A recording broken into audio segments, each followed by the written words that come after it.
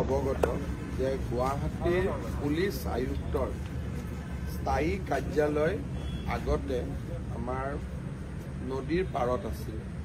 যেতিয়া নদীৰ পাৰত আমি পাৰ্ক বনালোঁ তেতিয়া পুলিচ কমিশ্যনাৰক আমি লোৱাৰ আছাম কমিশ্যনাৰৰ বিল্ডিংটোত অস্থায়ীভাৱে গতাই দিছিলোঁ। কিন্তু এতিয়া আমি গুৱাহাটীত প্ৰায় 1,50,000 স্কুৱেৰ ফিট 8 ষ্টৰীজ 8তলীয়া বিল্ডিং এটা আমি বনাই আছোঁ পুলিচ আয়ুক্তৰ কাৰণে, য'ত ট্ৰেফিক কণ্ট্ৰলৰ পৰা আৰম্ভ কৰি গুৱাহাটী পুলিচৰ গোটেইখিনি সুবিধা একেটা বিল্ডিঙতে উপলব্ধ হ'ব। 95 কোটি টকা খৰচ কৰি এই প্ৰকল্পটো আমি হাতত লৈছিলোঁ আৰু আমাৰ প্ৰচেষ্টা যে যাতে 2025 চনৰ 15 আগষ্টৰ আগতে আমি এই প্ৰকল্পটিৰ শুভ উদ্বোধন কৰিব পাৰোঁ। আমাৰ কণ্ট্ৰেক্টৰে হওক PMC হওক তেওঁলোক সকলো আশাবাদী যে আজিৰ প্ৰায় এবছৰৰ ভিতৰত তেওঁলোকে প্ৰকল্পটো দিব পাৰিব। অলপ আগতে মই ৰূপনগৰত জিলা আয়ুক্তৰ নৱনিৰ্মিত ভৱনটো চাই আহিছিলোঁ। জিলা আয়ুক্ত পুলিচ কমিশ্যনাৰ এই দুইটাই স্থায়ী ঠিকনালৈ আহি গ'লে আমাৰ সৰ্বসাধাৰণ ৰাইজৰ বহুখিনি উপকাৰ হ'ব।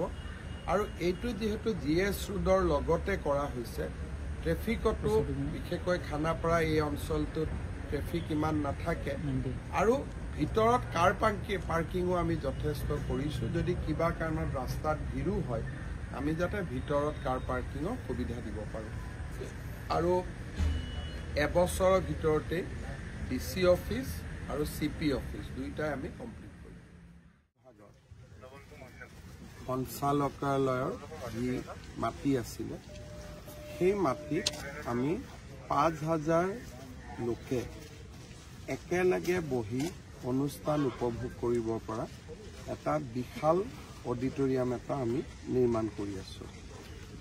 এই অডিটৰিয়ামৰ লগত মাল্টি লেভেল কাৰ পাৰ্কিঙো থাকিব আৰু এই অডিটৰিয়ামৰ লগত সৰু 500 মানুহে অনুষ্ঠান কৰিব পৰা সৰু অডিটৰিয়াম এটাও থাকিব। 500, 2,500 আৰু 5,000 তিনিটা প্ৰভিজন ইয়াতে থাকিব। আৰু আমি আশা কৰিছোঁ যে 2025 চনৰ মাৰ্চ মাহ বা বিহুৰ আগতে এপ্ৰিল মাহৰ ভিতৰত এই প্ৰকল্পটো আমি শেষ কৰিব পাৰিম। ইতিমধ্যে এই প্ৰকল্পটোত আমাৰ বহুখিনি আমি আগুৱাই গৈছোঁ, যেনেকৈ কাৰ পাৰ্কিং কাম সম্পূৰ্ণ হৈ গ'ল আৰু অডিটৰিয়ামৰো মেইন কামখিনি তেওঁলোকে ষ্ট্ৰাকচাৰখিনি ইতিমধ্যে কৰি শেষ কৰিছে।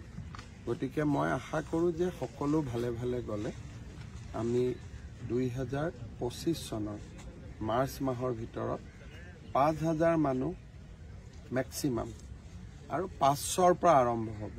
500, 2,000, 5,000 তিনিটা ষ্টেজত বহি অনুষ্ঠান পৰিৱেশন বা অনুষ্ঠান কৰিব পৰা এই বিশাল প্ৰেক্ষাগৃহটো নিৰ্মাণ হৈ উঠিব। ইমান ডাঙৰ প্ৰেক্ষাগৃহ পূৰ্ব ভাৰতত ক'তো নাই। মই নৰ্থ ইষ্ট শব্দটো ইউজ কৰা নাই, উত্তৰ পূব নহয়, পূৰ্ব ভাৰততে ক'তো নাই। এইটো পূৰ্ব ভাৰতৰ বাবে এটা ডাঙৰ সম্পদত পৰিণত। আমি 12খন জিলাত সংহত উপায়ুক্তৰ কাৰ্যালয় নিৰ্মাণ কৰিছোঁ। এই 12খন জিলাতে আমি এনেকুৱা ধৰণে ডিজাইন কৰিছোঁ যে ফাৰ্ষ্ট ব্লকটোত DC আৰু DCৰ লগত সংলগ্ন কাৰ্যালয়সমূহ থাকিব আৰু ছেকেণ্ড ব্লক আমি আৰু এটা বনাম য'ত এডুকেশ্যন, হেল্থ সেই অফিচবিলাক থাকিব। 12খন জিলাতে আমাৰ প্ৰগতি বিভিন্ন ধৰণৰ। আজি মই গুৱাহাটীৰ ৰূপনগৰত য'ত নেকি কামৰূপ মহানগৰ জিলাৰ DC অফিচ আহিব তাৰ অগ্ৰগতিৰ বুজ ল'ব আহিছিলোঁ। মই আশা কৰোঁ যে এই ভৱনটো এই বছৰৰ শেষৰ ফালে আমি নিৰ্মাণ সম্পূৰ্ণ কৰিব পাৰিম আৰু তেতিয়া লগে লগে বৰ্তমান হেঙেৰাবাৰীৰ পৰা আমাৰ জিলা আয়ুক্তৰ কাৰ্যালয়টো ইয়ালৈকে আহিব পাৰিব।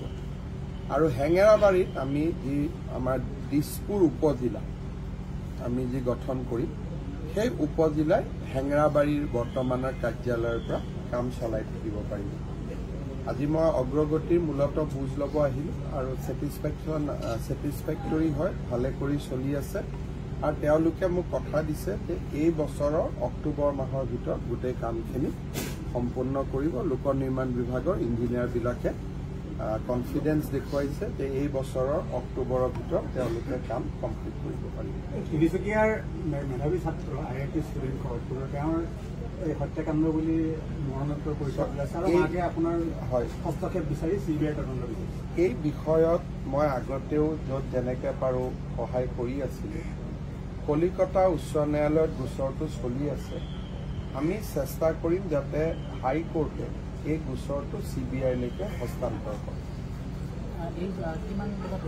ইয়াতে 50 কোটি টকা ব্যয় সাপেক্ষে বিল্ডিঙৰ কামটো চলি আছে ইয়াতে প্ৰায় 200খন গাড়ীৰ পাৰ্কিঙো হ'ব পাৰিব আৰু এইখিনি আমাৰ নিজৰ মাটি যিহেতু ইমান দিনে আমি যিহেতু পাণবজাৰৰ পৰা অফিচটো তুলি আনিলোঁ স্থায়ী ঠিকনা এটা নাছিল এতিয়া স্থায়ী ঠিকনা এটাও হৈ যাব